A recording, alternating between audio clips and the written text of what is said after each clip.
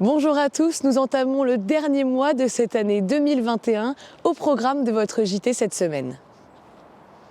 Les festivités de fin d'année se préparent à Vélizy depuis plusieurs semaines. Vélizy TV était sur les installations de la patinoire et du marché de Noël. Puis nous parlerons jeux de société. Nous avons passé une soirée avec l'association de jeux de société Math en 3 coups. Et si les jeux de plateau et jeux de cartes s'invitaient au pied du sapin de Noël cette année. Enfin, plusieurs classes de maternelle ont assisté au spectacle Igloo à Londres, un air de fantaisie avant Noël. Après une année 2020 sans marché de Noël ni patinoire, les festivités de fin d'année reprennent et à quelques heures du lancement du marché de Noël qui aura lieu demain à 11 h, nous vous proposons de découvrir l'envers du décor avec les équipes municipales en charge des installations de Noël. Le parvis de Londres s'est transformé en chantier le temps de quelques jours pour procéder aux dernières installations avant l'ouverture des festivités de Noël. Des mois de travail pour les illuminations, des jours d'installation pour la patinoire et le marché, et un budget global de 250 000 €. Noël approche et les derniers coups de marteau sont mis pour donner vie à la magie des fêtes de fin d'année. Derrière, ça s'active, on est en train de monter, enfin les services techniques, les services des animations sont en train de monter le marché de Noël pour qu'il puisse s'ouvrir ce week-end. Donc là, vous voyez que la patinoire est en train de se monter, on est en train d'installer toutes les alcôves là, pour que les marchands puissent venir et qu'ils puissent s'ouvrir samedi. Sur les illuminations de Noël par elles-mêmes, ça c'est les services techniques et puis nos prestataires NJ, eux ils travaillent dessus depuis 2 mois. Il y a à peu près 100 panneaux à illuminer, il y a toutes les guirlandes à mettre en place, donc il y a un peu de travail. Mais il y a 2 mois de montage avec beaucoup de personnes derrière. Ce week-end, les 4 et 5 décembre, les Vélizyens pourront déambuler à travers les stands du marché de Noël avant de prendre place sur la patinoire dressée sur le parvis du centre d'art et sous un tapis de lumière. Cette patinoire, initiée par le service jeunesse et montée en 2 jours, se compose de polyéthylène, un plastique couramment utilisé pour la fabrication de bouteilles, flacons et depuis quelques années pour la construction de patinoires éphémères. Plus les patineurs useront de leurs patins sur la surface blanche, plus la sensation de glisse sera ressentie. Vous avez jusqu'au 26 décembre pour en profiter. Et à côté de la glisse, les mains expertes des tricoteuses véliziennes ont installé leur réalisation de tricot urbain, habillage des arbres de carreaux tricotés et assemblés, décorés de pompons de toutes les couleurs, un projet qui mûrit depuis plusieurs années maintenant. Ce projet a été initié il y a quelques temps, mais avec le problème de la Covid, il a été reporté. Et ça a été fait en début d'année qu'on a commencé à faire le tricot par les seniors. Il fallait que ça soit un projet participatif, voilà, qu'on emmène tous les seniors dans ce projet de tricot, avec aussi tricoter tous ces restes de laine qu'on avait à la maison pour justement habiller ces arbres. Voilà. Il y a les festivités de Noël et puis aussi le fait que les seniors se retrouvent pour tricoter, discuter et du coup ça crée du lien social aussi. C'était aussi pour ça au départ. Après plusieurs mois de travail, les festivités seront lancées demain dès 11 h sur le parvis de Londres et rue Paulan. Tout visiteur devra se munir d'un masque et de son passe sanitaire. Envie de flâner ou de jouer les patineurs expérimentés, votre programme du week-end est tout trouvé. Les confinements et les périodes de couvre-feu ont augmenté la pratique des jeux de société. L'année dernière, les ventes des grandes enseignes ont augmenté de près de 10 %, un moyen de se réunir en famille ou entre amis. Et à Vélizy, on n'a pas attendu la crise sanitaire pour se retrouver autour d'un plateau de jeux. Depuis 30 ans, l'association Math en 3 coups rassemble plusieurs adhérents au sein de la vieille église pour des soirées jeux de société. Nous y étions, c'est tout de suite. Tous les vendredis soirs à 21 h, des passionnés de jeux de société de tous âges se réunissent dans l'enceinte de la vieille église. Des joueurs au profil varié, du novice à l'expert. Dans les placards de l'église sont rangés près de 120 jeux différents, des simples cartes aux jeux de plateau pour satisfaire toutes les envies. Les types des jeux qu'on retrouve ici correspondent au profil des joueurs.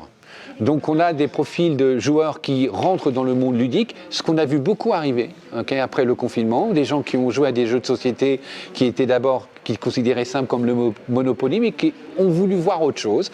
Donc on a des jeux dits familiaux, qui sont des jeux, comme tu le verras tout à l'heure, comme les Aventuriers du Rail, par exemple.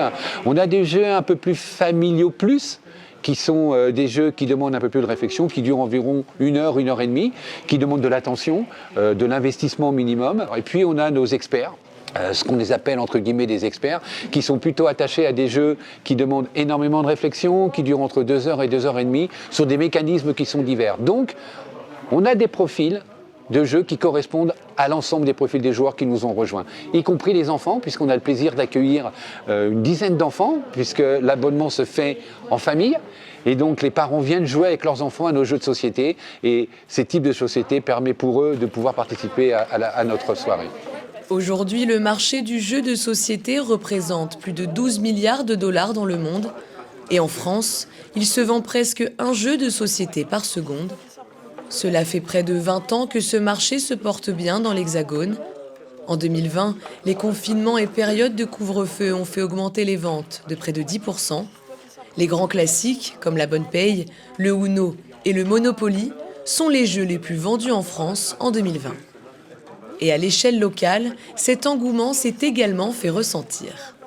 Et cette évolution-là, on l'a constatée, ne serait-ce que la dernière fête de la ville, puisque je pense qu'il y a eu un effet accélérateur du confinement. Et on l'a retrouvé dans le profil des joueurs qui sont venus, avec des nouveaux joueurs qui ont découvert le jeu de société comme une alternative par rapport aux jeux de vidéo, qui ont surtout ressenti la convivialité qu'on pouvait avoir autour d'un jeu de plateau, être ensemble. Des moments de convivialité en famille ou entre amis, tous les vendredis soirs à l'église Saint-Denis, ou bientôt au pied des sapins de Noël. Oui, d'abord, entre-temps, je vais taper. 2 et 6. 6. Cette semaine, les classes des écoles maternelles de la ville ont assisté au spectacle Igloo à Londe, l'éveil d'un jardin numérique confectionné par le collectif AAO, un reportage d'Aurore Gorlier.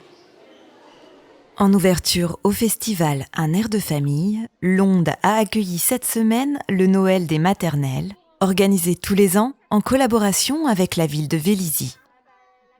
Le spectacle sensoriel Igloo du collectif AAO a pu investir le plateau de Londe pour 9 représentations à l'adresse des plus petits. Les enfants sont invités à rentrer par petits groupes. On leur donne une petite graine numérique qu'après ils vont planter à l'intérieur d'un dôme. Et après, ils peuvent voir un petit peu comment les fleurs qu'ils ont plantées vont pousser sur le dôme. À travers cette première expérience du théâtre, ces 1000 jeunes pousses ont pu être à la fois témoins et complices des agitations florales et dansantes à venir. Un épouvantail, on le plante dans les jardins et dans les champs pour effrayer les oiseaux. Tu veux des oiseaux? T'es un oiseau, toi? Non. Et là, il est comme un arbre planté. Et puis quand il y a un petit peu de vent, couchez-vous un petit peu si vous voulez. Ça bouge.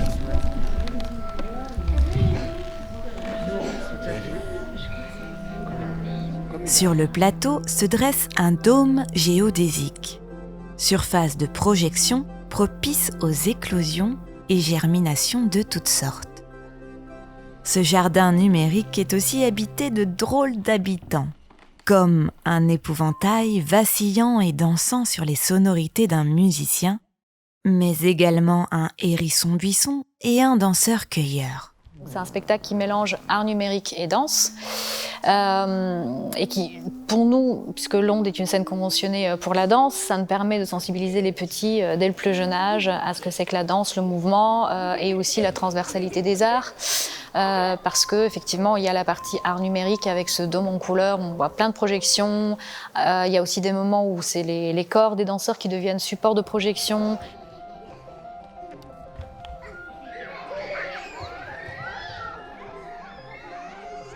Souvent, c'est des premiers spectacles, donc ça leur permet aussi d'appréhender la salle, le noir. On les invite à se promener sur le plateau, à toucher certains éléments du décor. Donc, ils sont vraiment dans des expériences sensorielles. Le collectif AAO souhaite accompagner l'enfant au développement de son propre récit en le rendant acteur et planteur attentif. Votre JT touche à sa fin, je vous dis à la semaine prochaine. N'oubliez pas de liker et de partager ce JT. À très vite.